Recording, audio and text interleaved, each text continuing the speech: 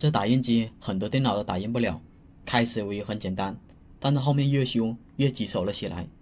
一开始我打算从线路下手的，因为打印机就接着交换机上，但这些网线没个标签，我也不知道它是干嘛的。就连光猫也接了3条网线，这3条网线也不知道接了什么设备，直接就跟着线槽出去了，所以只能用另一种方法了。我们去台能打印的电脑看一下它 IP 地址，这里我们可以看到它的地址是1网段的，这下我就清楚1网段的电脑是可以连接打印机的。接着我们就去无法打印的电脑看一下它网段是多少，果然和我想的一样，这电脑是2网段的，打印机和它不在同个网段，那自然打印不了。如果你不懂如何电脑查看 IP 地址的话，可以像我这样摁 Windows 加 R 键，它就会出现这个运行对话框，我们输入 cmd， 然后输入这个命令，这样就可以看到电脑的 IP 地址和默认网关了。我们可以输入这网关，查询一下电脑是哪个设备提供的地址。进来后台，我们可以很清楚看到这是一台 TP-Link 的路由器，然后用同样的方法在可以打印的电脑输入它的网关，查看一下它又是什么设备。现在是进到了一个光猫的界面，那就可以知道打印机和光猫是互通的，但它和路由器不互通，所以获取光猫地址的电脑就可以打印，获取到路由器地址的电脑就不可以打印。但是眼下我只看到光猫，并没有看到路由器，我就让他们带我去路由器那边看了看，想不到的是这路由器居然也接了这么条网线，这下麻烦了。如果关闭路由器的 DHCP， 那么光猫会不会撑不住？正当我回去拿电脑试驾的时候，他们就和我说其他地方还有路由器。还有啊，好，这个2楼还有一个呢。总共有几个路由？3个吧。这里还有一个，我看着。那这里也要打印？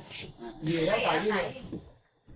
这个路由器的出现，一下子就让我打消了关闭 DHCP 的想法。如果这路由器也关了，那么光猫那边根本就承载不过来，所以我就和他们说要增加个企业路由做负载才行。但是这边是新的部门，购买路由需要请示领导，但眼下他们又着急使用打印机。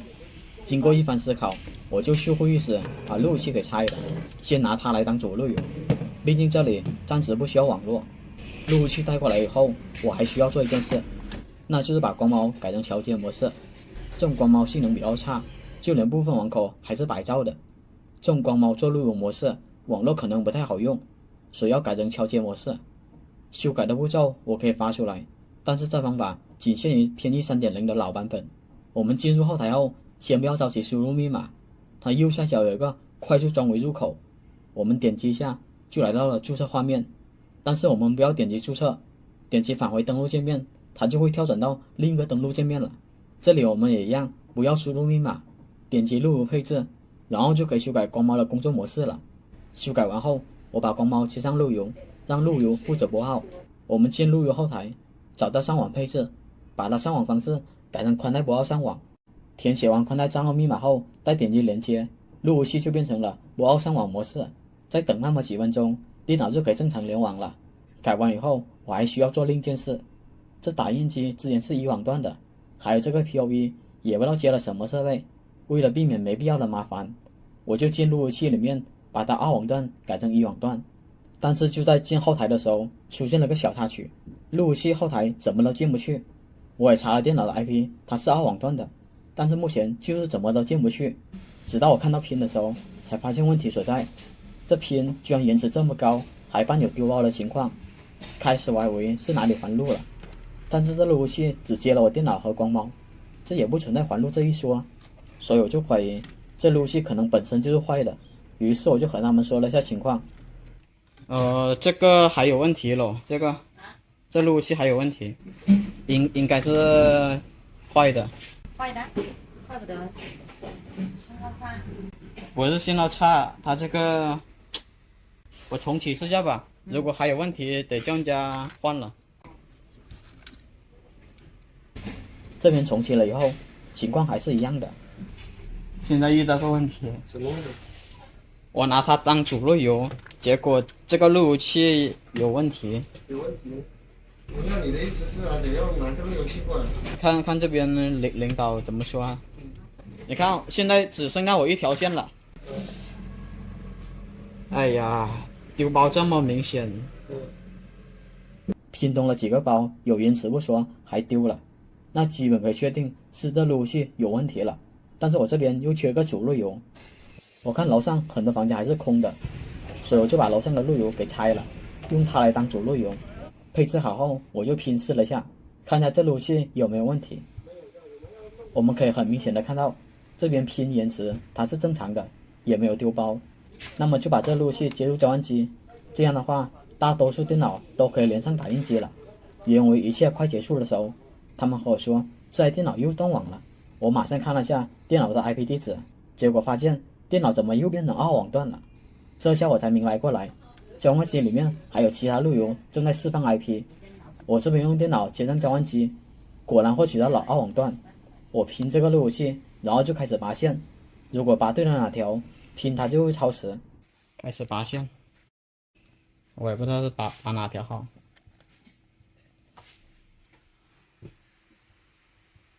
不是这条，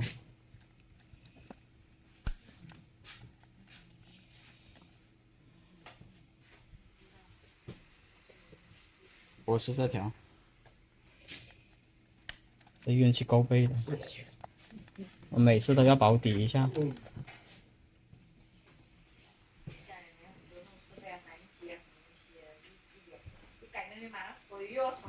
拔对了，我这边已经拔对了。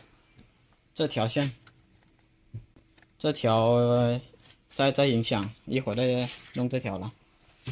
现在先恢复你们的网络，已经可以了。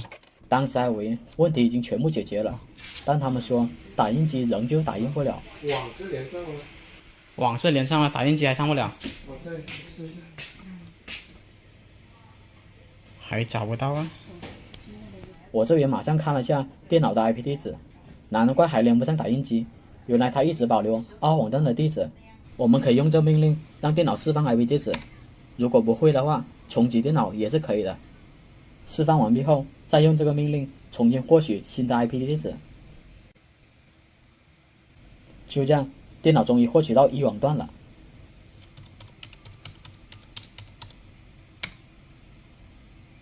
可以了。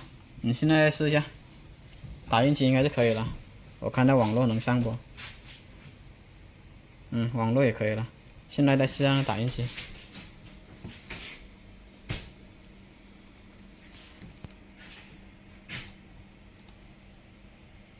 能收到吧？它是一下子收的，还是说收很久？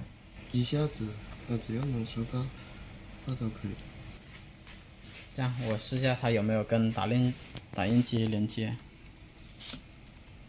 打印机是230是吧？对。想不到的是，就算电脑变成了1网段，还是找不到打印机。这边我就拼了下打印机的 IP， 发现打印机是拼不通的。我又试了下能打印的电脑，看下能不能拼得通。是230不？这个怎么也拼不通？看那是230不？这也拼不通。这个能打印是吧？看那打印机。那为什么这个可以打印却拼不通？你这边再打印一下，为什么拼不通能打印？可以打上。可以。正在唤醒。可以的。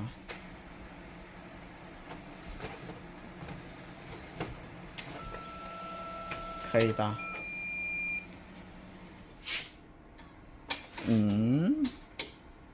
干嘛不给拼？难不成它禁止拼不成？这个有什么设定不成？当时就把我整懵了。打印机不存在禁拼的情况，为什么一个网段内还拼不通了？后面我是查了很久，直到我看到打印机的配置，发现这打印机没有设置网关，难不成是这个原因？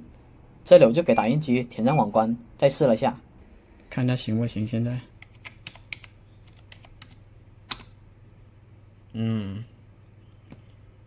原来要设个网关。来，在这边试一下。现在再修一下。应该一下子就出来吧？嗯，出来了吗？没有。我看一下吧。哎，出来了。出来了是吧？对。我这边的评价应该是可以拼中了。哦，你这个不是网关，你还不行哦。嗯，可以了。我还以为你打印机竞拼了，那你要设网关。就这样，终于把这打印机给解决了。至于其他房间，我就把所有的路由器 DHCP 给关了，这样就可以组成一个局域网。好了，希望本期案例会对你有提供帮助。